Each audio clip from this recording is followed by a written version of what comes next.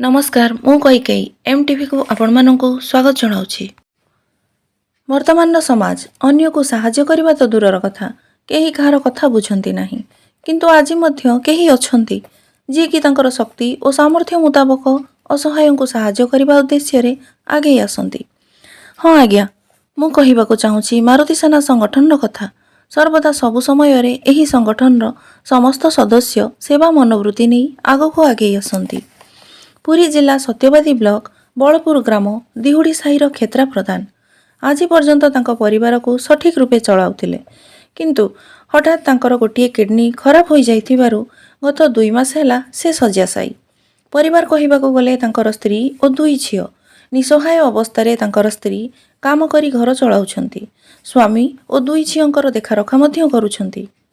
एही खबरटी social media रे घुरी बुलुथिबा समय रे नजर पड़िला मारुति सेना संगठन सदस्य माने तुरंत सेठारे पहुंची क्षेत्रा प्रधानकर परिवार को किछि राशन लुगापटा मेडिसिन और आर्थिक सहायता जोगाई देले।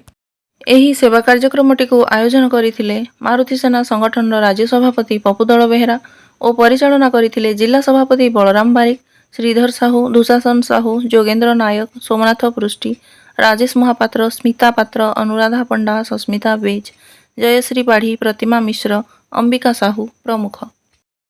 जय जगन्नाथ। मु सोमनाथ पृष्टि मारुति सेना नगर उपदेष्टा। जहाँ दुईटी जाक किडनी खराब मूल लगी चलती घरे 2 जन झील गोटे छोटिया पुअटे पढ़ाई असंभव जदि सरकारी सहायता किसी पहुंची पारंता ताहले गोटे परिवार उद्धार हो पारंता।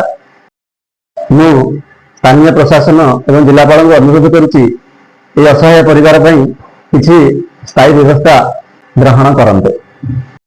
पुरी सत्यवादी सुलोचना साहू सहित प्रदीप महापात्र एमटीवी।